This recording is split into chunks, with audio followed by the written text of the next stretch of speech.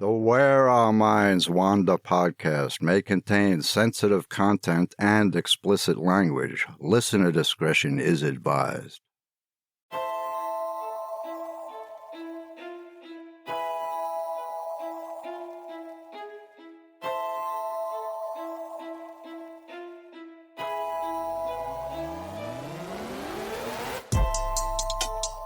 Greetings, fellow wanderers, to the places our minds wander. Where strange lights speed beyond reason across a clear night sky. The house at the end of the road where disembodied voices whisper and strange noises make the living shiver. Lurking shadows hiding on the edge of the woods just outside your back door. Odd, true events throughout time that lead you down the rabbit hole. I'm Wes. And I'm Beth. And this is Where Our Minds Wander.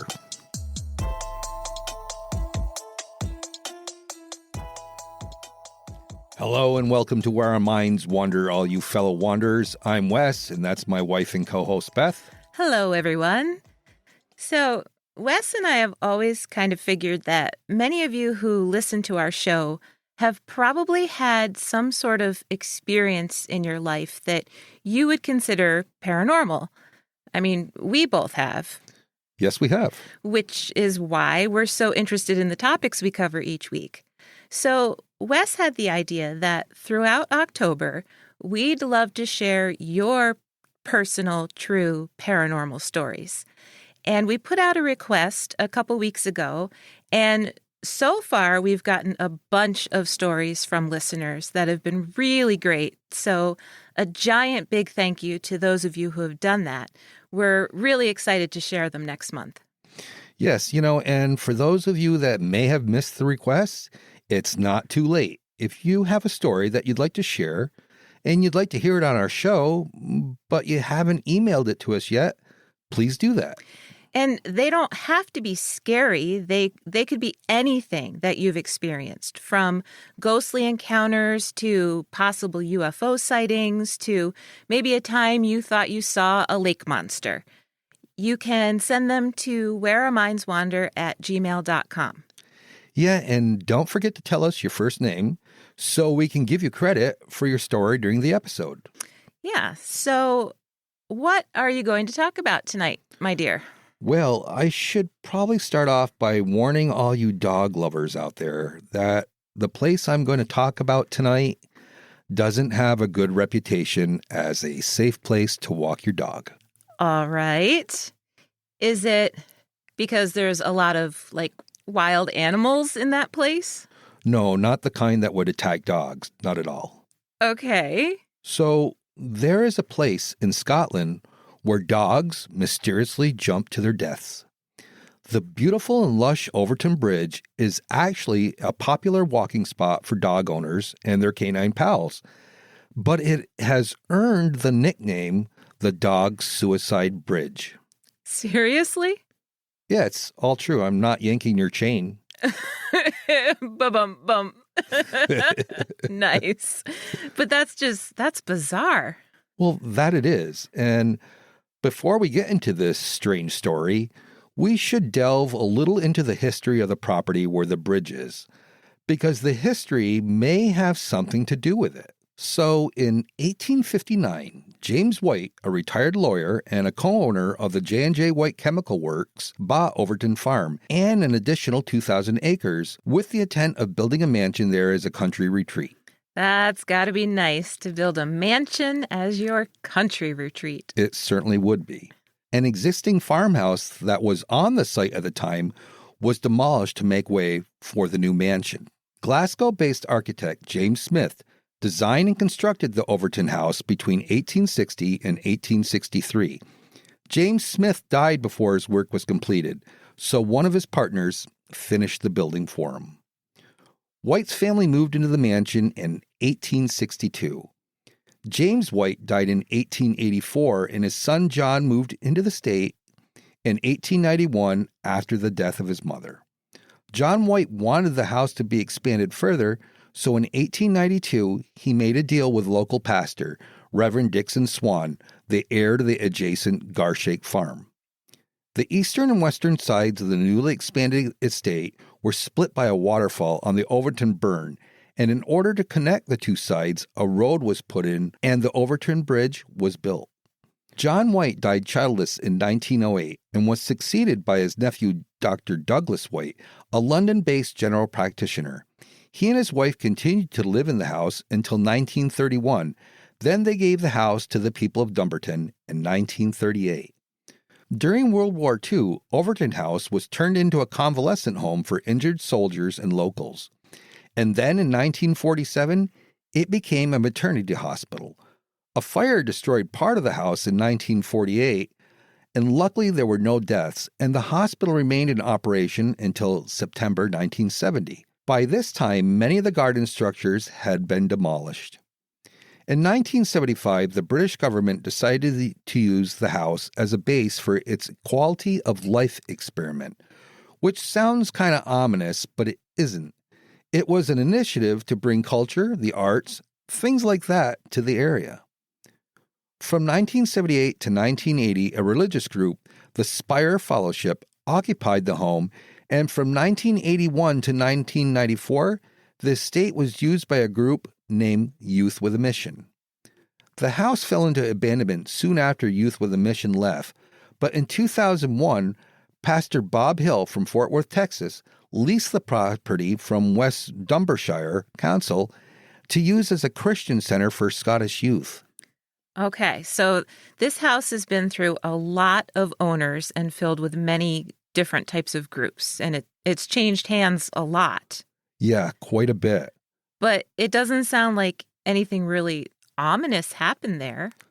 Well, maybe and maybe not. So the bridge was designed by architect Henry Milner, and it's really ornate. It's made of stone, and it looks like something from a medieval castle. It's really cool looking. But weird things keep happening to unleashed dogs that attempt to cross it. Some reports say anywhere from 300 to 600 dogs have jumped from the 50-foot-high bridge since the 1950s. Holy cow. 300 to 600 dogs? That's right. Wow. The dogs will just leap up on the retaining wall and run along it until all of a sudden they just jump into the abyss of foliage and rocks below. Some dogs do survive, however, but many do not. For example, in 2004, Kenneth Melke was out walking with his family and their golden retriever when the dog suddenly bolted and jumped off the bridge. It survived, but was traumatized by the experience. I'm sure the family was traumatized too. I'm sure they were. In 2011, David and Louise McPhail were walking their Labrador, Sophie, on the bridge. And before Louise could even react, Sophie dove right over the edge after something they couldn't see. Louise was quoted as saying, "I started shouting to David, 'Sophie's jumped off the bridge. She's jumped off the bridge. It just happened so fast.'" End quote. In 2014, Alice Trevorrow, who was walking with her Springer Spaniel named Casey, reported a similar experience on the Overtoun Bridge. Alice said, quote, "She is so obedient. I didn't put her lead on. Me and my son walked toward Casey, who was staring at something below the bridge. She definitely saw something that made her jump, and there is something sinister going on. It was so out of character for her." End quote. According to a New York Times article that ran on March 27th, 2019, Lottie McKinnon's border collie, Bonnie, was yet another pooch that made the mysterious plunge. Lonnie said, quote, "Something overcame Bonnie as soon as we approached the bridge. At first she froze, but then she became possessed by a strange energy and ran and jumped right off the parapet. I thought for sure she was dead." End quote. That is so weird. Lottie McKinnon scurried down the gorge, through the trees and the bushes to search for Bonnie. When she found her, Bonnie was whimpering and kept trying to stand up. Lottie said that it was a miracle that Bonnie survived the fall at all. Does anyone have any idea why all these dogs keep jumping? It's so strange. Well, many locals are convinced that the force behind the phenomena is paranormal. Aleister Dutton, a local taxi driver, said, quote, "People in Dumbarton are very superstitious. We grew up playing in the Overtoun grounds, and we believe in ghosts here because we've all seen or felt the spirits up here." End quote.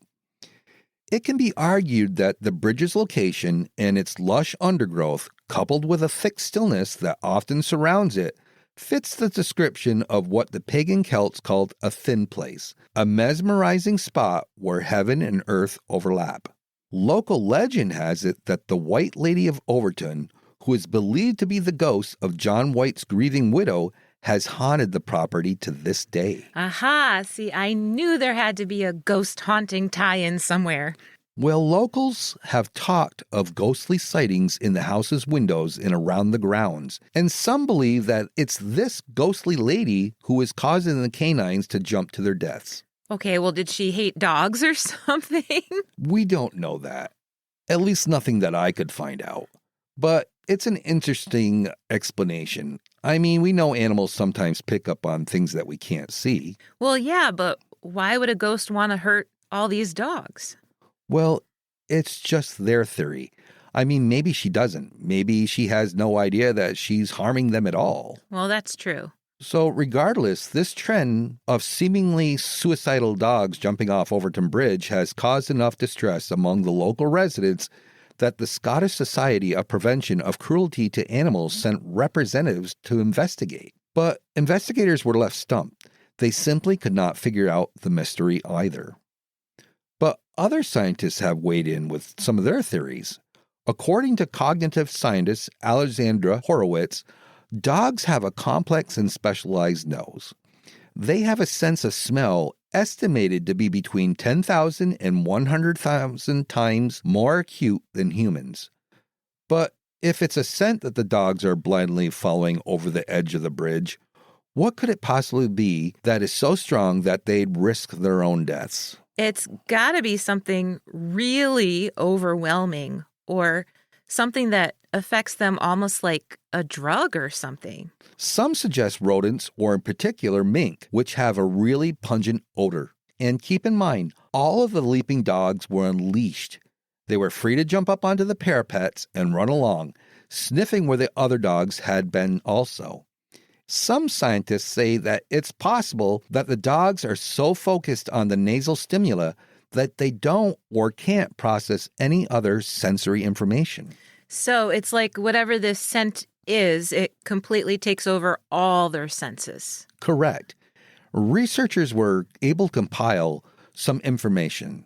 They say that long-nosed dogs jump to their death the most. Long-nosed breeds are bred for tracking or retrieving prey. The weather is typically clear and dry when the dog jumps.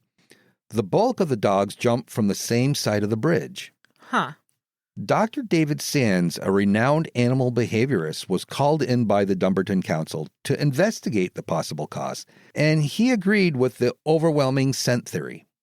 He also suggested that the difference in perspective between dogs and humans might contribute to them leaping so carelessly. Since dogs are lower to the ground than we are, they don't have the same perspective on distance and height.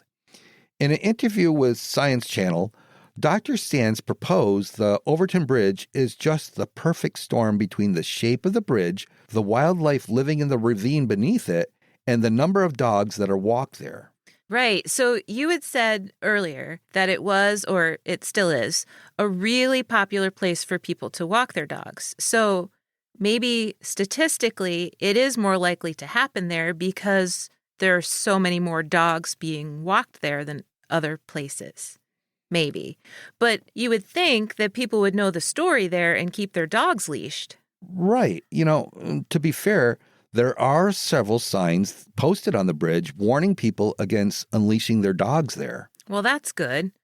Yeah, you think they would probably put up a sign to really get everybody's attention saying this bridge has had 300 to 600 dogs that have leaped to their deaths or contributed to injuries. So please keep your dog on the leash. I think people would be more adept to, Right. But I wonder how many people think, well, that's dogs that are not trained very well or dogs that are, just run off or something like that. And they might be thinking that their dog is well behaved and well trained and has never had a problem off of the leash before. So they don't take it as seriously because they probably think, well, other people's dogs aren't as well trained as mine or something like that. Right. Yeah. Well, that could very well be. I always kept my dog on a leash, though. And, if we were in a populated area and if it was in a big open space where I could see it, then I would let it run off the leash. But who knows? Yeah. So I don't know if most people know about the story of the bridge. And, it could be that they just figure that their dogs are well behaved, so they don't have to worry about it. Right. But the Hills, who bought the house there in 2001, has said in interviews that in the 17 years that they've lived there, they've witnessed a number of dogs become agitated, jump up, and fall off the bridge. Bob Hill has said that he thinks that it's the scent of mink, pine martens, and other animals agitating the dogs, and because the top is tapered, they just topple over it. However, he's also stated his belief that the grounds hold some sort of spiritual quality. So it could be a little bit of both, or the jury's out, right? It could be something natural or it could be something supernatural. But either way, it's still really strange. It is strange.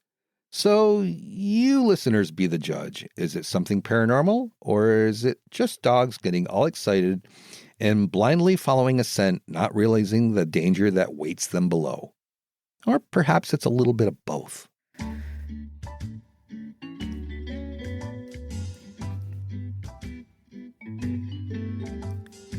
Hey, did you know? Balkis, the female bear cub, got more than she bargained for when she helped herself to some honey in Turkey. The cub accidentally scooped herself some deli ball, otherwise known as mad honey. Made from rhododendrons, mad honey has highly hallucinogenic properties. To put it bluntly, Balkis the bear was tripping balls. A vet was called to her rescue, and she's doing just fine. Who'da thunk it?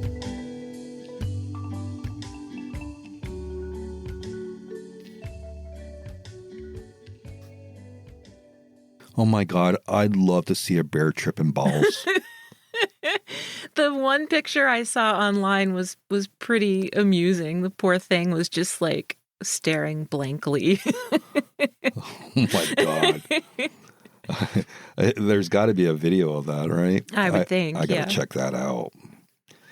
So with that said, what are you talking about tonight? I was wondering if you have ever thought about what it would be like to be part of a secret society. Well, yeah, I guess I have. It sounds interesting, but to tell you the truth, I don't really care to be part of any group where I'm required to meet up each week or month. It's just a lot of responsibility, and at our age, who wants that? At our age. Oh, well, at my age, I've done all my volunteering and group participation. I just want to kick back and do my own thing now and not be required to be anywhere at any specific time, I must say. Yeah, I get that. But I like the idea of a secret society, I think, because I have a really romanticized idea of what they're like. Like, they can't all be dressed like Gothic Victorians drinking tea and solving mysteries or hunting vampires, but that's how I picture them. Well, I guess that would, that's kind of what goes through your mind when you think of secret societies. Yeah, you don't think of them existing right now. Yeah. And the one I'm going to talk about, as far as I know, doesn't exist anymore. But it might. You never know, because it's a secret. That's true. We wouldn't know. We wouldn't know. The Hermetic Order of the Golden Dawn was a real-life secret society in the late 1800s and early 1900s that practiced various forms of theurgy, or white magic, and spiritual occultism. Its members during its short heyday included Pamela Coleman Smith and Arthur Edward Waite, who were the co-creators of the Rider-Waite Tarot deck, and literary giants William Butler Yeats, Bram Stoker, one of my favorites, and Aleister Crowley, who, in a way, caused its downfall. We had that tarot deck. We do have. We have a bunch of them. We have Crowley's tarot deck, and we have the Rider-Waite. We have a bunch connected to the Hermetic Order of the Golden Dawn. Just coincidence, I'm not a member of the secret society. Well, I don't know what you do. You said, honey, I'm going to be late after work. I'm not hunting vampires and solving mysteries. Considered by many to be the single greatest influence on 20th century Western Hermeticism, or the studies of alchemy, astrology, theosophy, the Order of the Golden Dawn's members also influenced many other religions, including Wicca and Thelema. The Hermetic Order of the Golden Dawn's three founders, Dr. William Robert Woodman, William Wynne Westcott, and Samuel Liddell McGregor Mathers. Maybe you had to have multiple names to be members. It's definitely a mouthful. They were all Freemasons and members of Societas Rosicruciana in Anglia, which is an appendix of Freemasonry. But it was Westcott, who was also a member of the Theosophical Society, who seems to have been the initial driving force behind establishing the Golden Dawn. According to accepted tradition, Westcott, who was a coroner by day, had a friend named Reverend D. Woodford, who gave him a collection of documents known as the cipher manuscripts. The documents were actually 56 folio bundles of encoded writings in black ink on cotton paper, watermarked 1809. The coded pages were written in English, and in 1887, Westcott claimed he'd deciphered the code. He claimed that the document outlined a set of magical rituals and occult teachings from all over the globe. It was a kind of magical curriculum that encompassed Hermetic Kabbalah, astrology, tarot, geomancy, which I had to look up. It's the art of placing buildings in a certain way, or it can be a form of divination involving patterns in the earth. Alchemy, Christian mysticism, the religion of ancient Egypt, theurgy, Freemasonry, Enochian magic, and Renaissance grimoires. Wow, that's a lot. And by having a coroner in your secret society, I mean, if you needed any organs or anything like that, he would come in handy, wouldn't he? I didn't think of that. Sure. Westcott was pretty excited about what he found, so he contacted two of his friends, Samuel Liddell McGregor Mathers and William Robert Woodman. He was a police surgeon, which adds to your theory, to look it over. Westcott and Mathers worked on the manuscripts together until they came up with a doctrine that they called the First Order. It promised a spiritual improvement through the learning of ritual magic as well as the study of magical philosophy. Fortune-telling, divination, astral projection, and scrying, they were all part of the gradual teachings of this First Order. Interesting.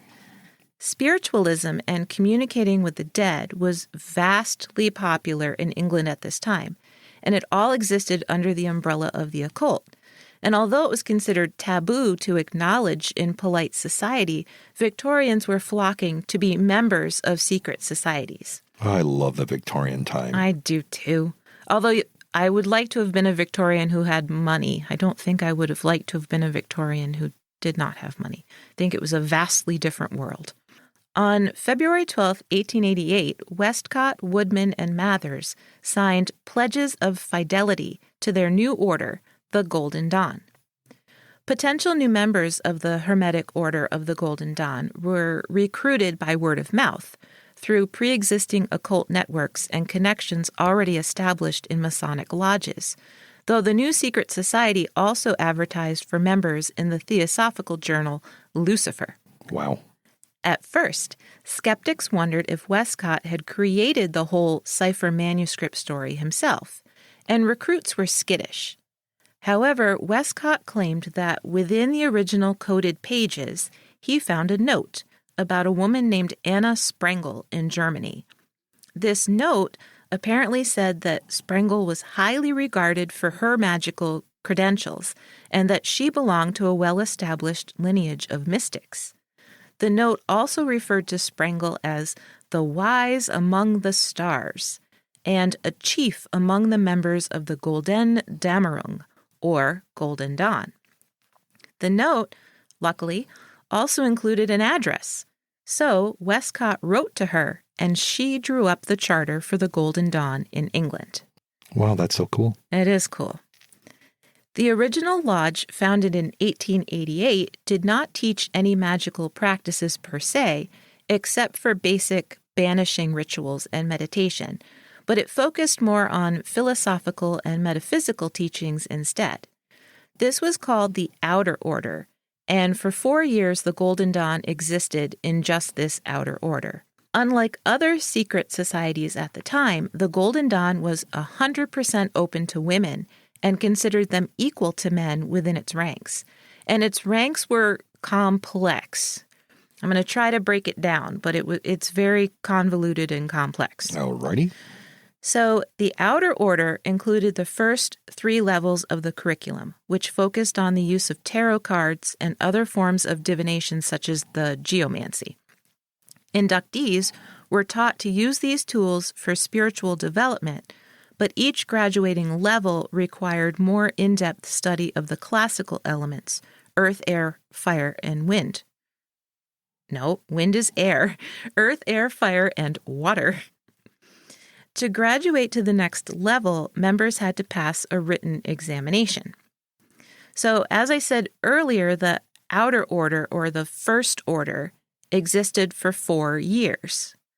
But then, in 1892, Mathers created an Inner, or Second Order, which he named the Ruby Rose and the Cross of Gold. To become a member, or adepts, of this Inner Order, they had to pass all the previous examinations of the Outer Order. And when they entered the portal grade, or initiation ritual for admittance to the Second or Inner Order, the circle of existing adepts from that order had to agree to allow someone to join them. So I'm mentioning all this because it's important later. Right, it's layers and layers. Yeah. After passing the portal grade, the aspirant was instructed in the techniques of practical magic. When they passed that test, they could move on to ritual magic. Ritual magic included the astral projection and scrying, or the summoning of visions, and they also tutored the new recruits. So, like I said, it's very complex and lots of layers, like you said, so hopefully everybody's still with me. The Golden Dawn had risen, and in a short time, the Osiris Temple in Weston-super-Mare, the Horus Temple in Bradford, and the Amun-Ra Temple in Edinburgh were founded. A few years after this, Mathers founded the Hathor Temple in Paris, so they were sprouting up all over. Right. Around this time, Mathers also introduced the idea of the secret chiefs, a third order to the Golden Dawn, made up of a group of fully actualized alchemists whose job was to guide the highest-ranking members of the order. And it was never fully clear if the secret chiefs were real people. Some said that they came from a long lineage of Egyptian alchemists, or otherworldly, as Mathers himself liked to imply. Regardless, not just anyone could speak with these secret chiefs, but Mathers could, of course. Of course he could. Of course. By the mid-1890s, the Golden Dawn was well established in Great Britain, with membership rising to over 100 from every class of Victorian society. And as I mentioned earlier, some of the well-known members included Bram Stoker and William Butler Yeats. Really? That's so cool. It is really cool. Yeats had a long interest in mysticism, and his membership in the Golden Dawn resulted in his dabbling in some automatic writing. I mean, I say dabbling, but he and his wife, Georgie, who was also a Golden Dawn member, completed a series of 400 automatic writing sessions. And these sessions heavily impacted Yeats's poetry, particularly A Vision, which was published in 1925. The order, as it had existed so far, was really short-lived, though. They rose fast and hard, and then it just went kaput. Oh, wow. By the late 1890s, factions within the order were not getting along, and Westcott, in a letter to a friend, claimed that his interest in the occult had been made public, which really ticked him off because it jeopardized his job as a coroner. Oh, I bet it did. He said in his letter, quote, "It had somehow become known to the state officers that I was a prominent official of a society in which I had been foolishly posturing as one possessed of magical powers, and that if this became more public, it would not do for a coroner of the crown to be made shame of in such a mad way." End quote. So he was outed. He was, but he went on to say that he believed there was a conspiracy to oust him from the group, and he didn't know who it was, but he was pretty sure they were trying to sabotage him, and he pointed his finger at his friend Mathers. So, they're supposed to be the brotherhood, Right. but you just never know who's going to get jealous and Right. wants to get rid of you. Right. Damn secret societies. Shh, they may still be out there. We don't want to make them mad.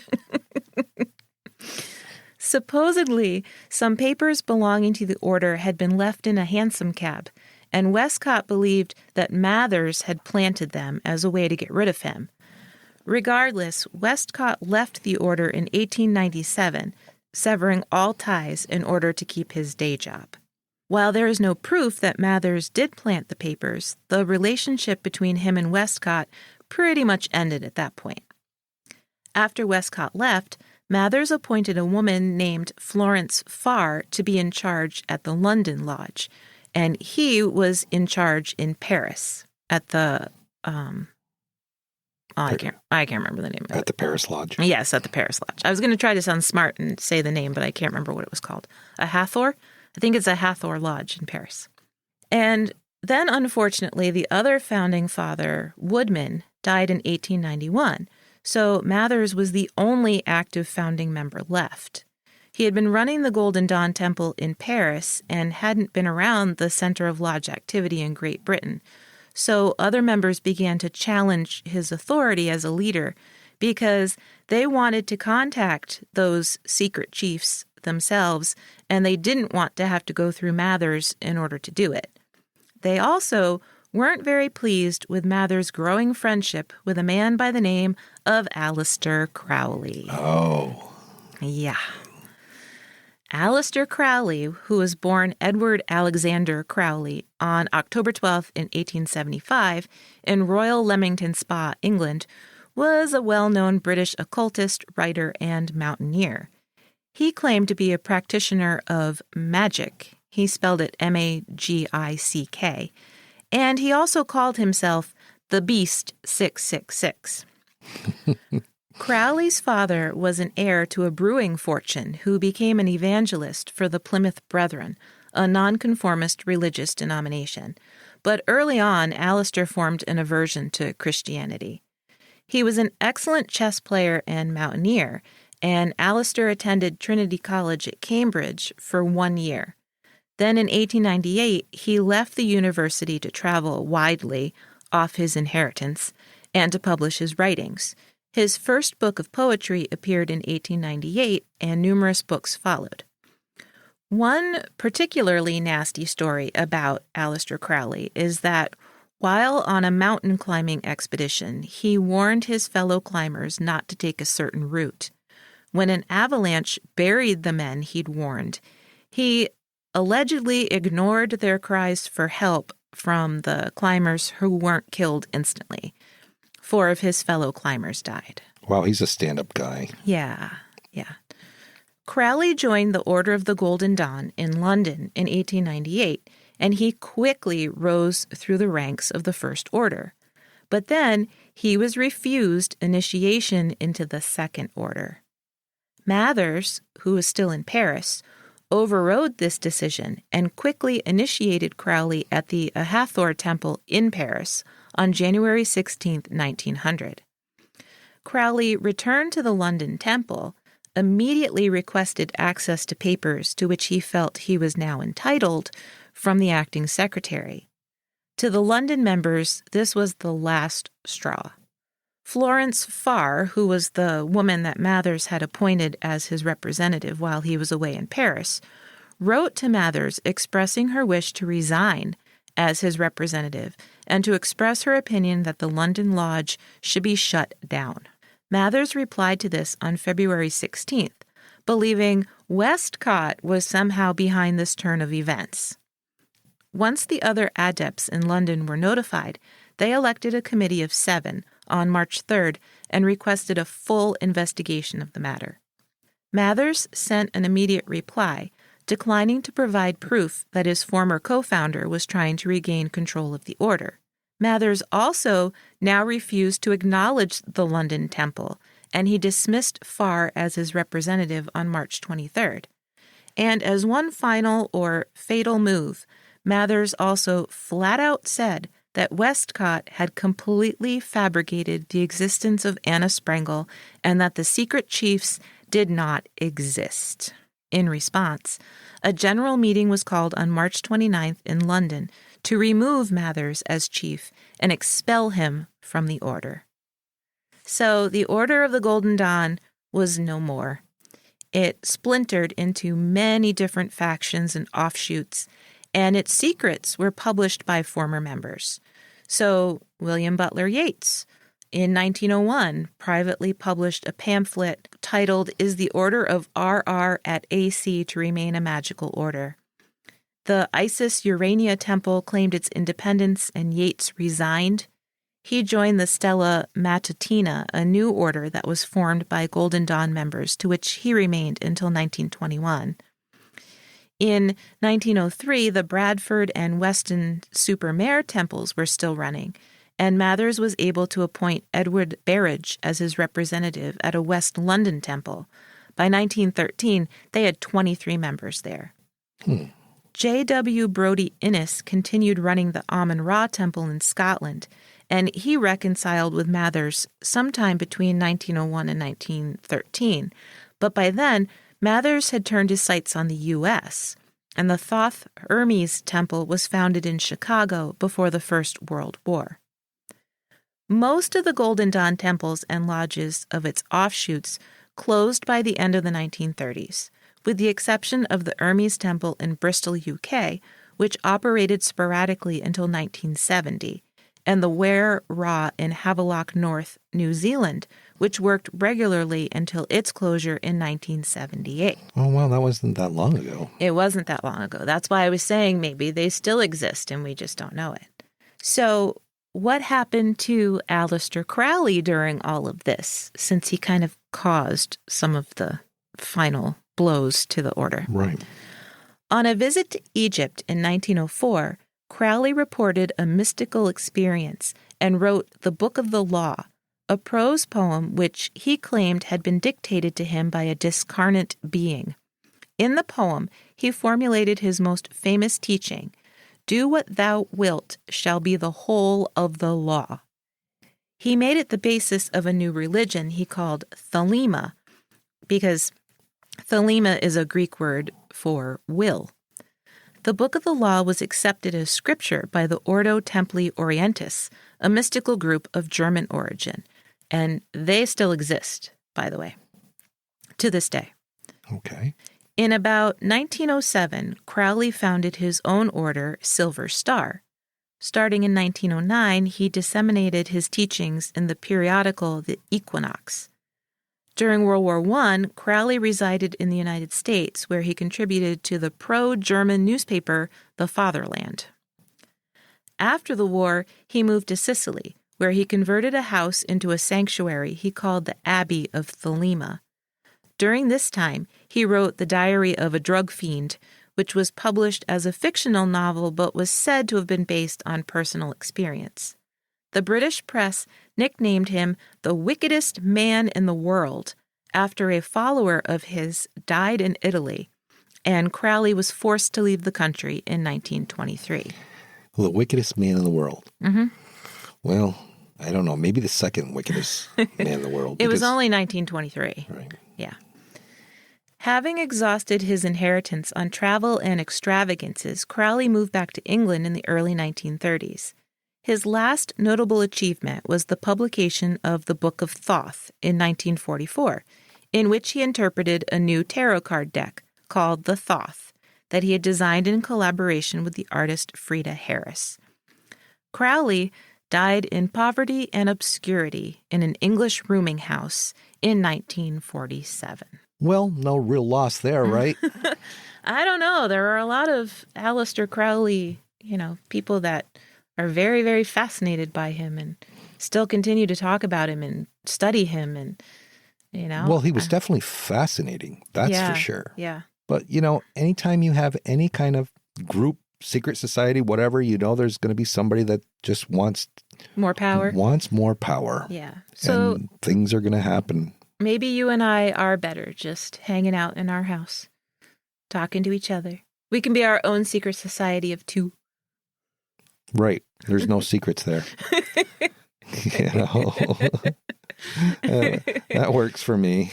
I'd love to have been a fly on the wall at some of these places and see what actually went on. But see, I picture some of these groups as, kind of grown men acting childish, running around with their little swords and their hats and their uniforms and, just wanting to get away from the wife and kids and do things with the other guys, Right.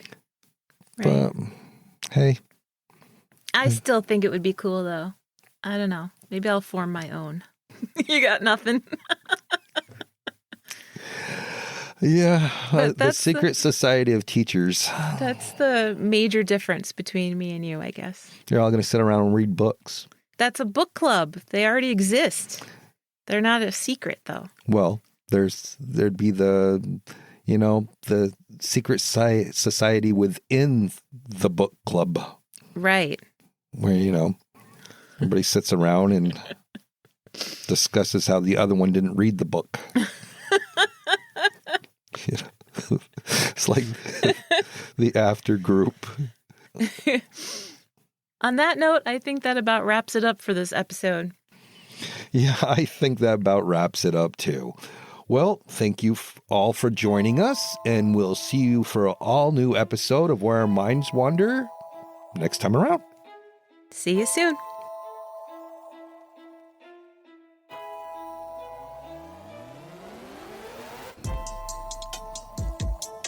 Thank you for joining us. We look forward to traveling with you again to the places where our minds wander. If you like what you heard, please take a moment and provide us with a 5-star rating and a comment. It really helps us move up the list so people can find us. See you next week for an all-new episode of Where Our Minds Wander.